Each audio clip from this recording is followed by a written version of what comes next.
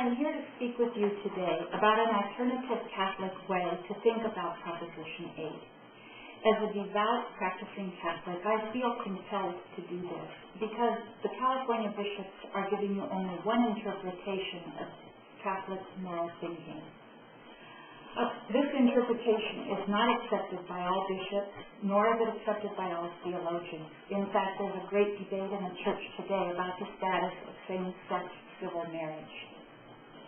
What Proposition 8 is not about is the morality of homosexuality, nor is it about granting homosexuals the right to marry in a church. What Proposition 8 does do is take away the legal right of a group of people, homosexuals, to enter into a civil marriage, which is a legal contract with legal rights and ramifications. It differs greatly from a sacramental marriage, which is two people standing before God and vowing their commitment and making a covenant.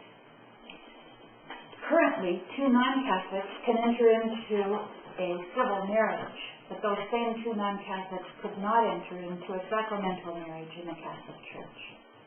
Now, I said earlier that the bishops are only giving us one interpretation of this debate, and there is a great debate in the Church on this issue, and this is an example of why the Church does not claim infallibility for moral matters.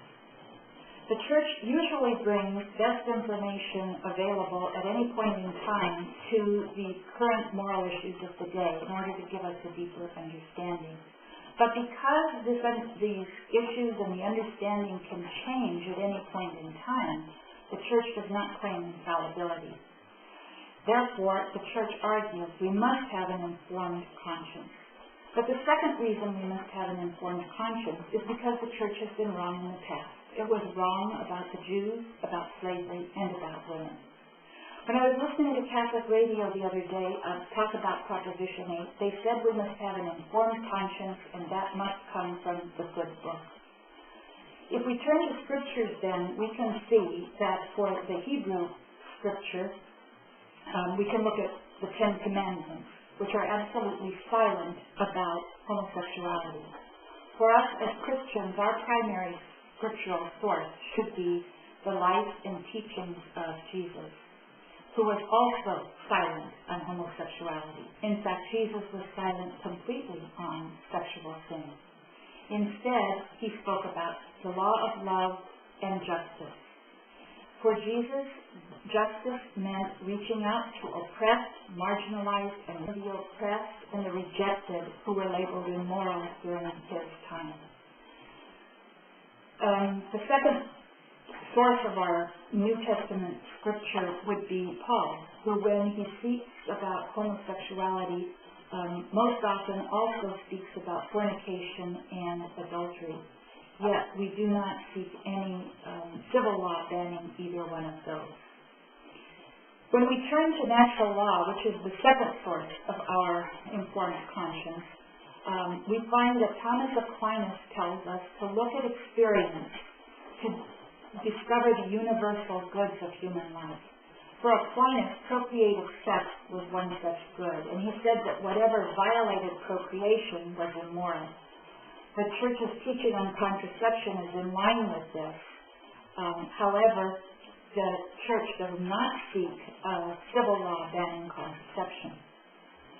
Later on, the Church added that there was a unitive purpose to marriage, and that unitive purpose is the bonding that occurs in married sex.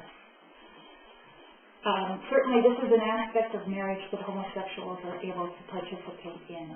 But it also points out that adultery can be a bigger threat to marriage than homosexuality is. And again, the bishops do not seek a civil law banning adultery.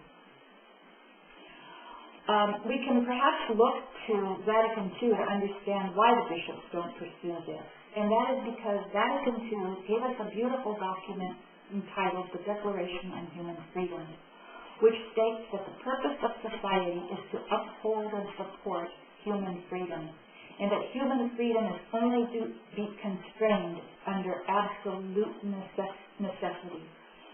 John Courtney Murray, who was the primary author of this document, also said that imposing a private morality on the public domain damages both morality and public policy, and that we have no moral obligation to prohibit an act simply because it is immoral.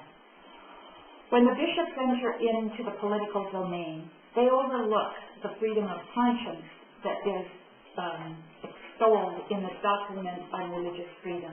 But they also overlook the best information that sciences and the behavioral sciences give us today on the nature of homosexuality.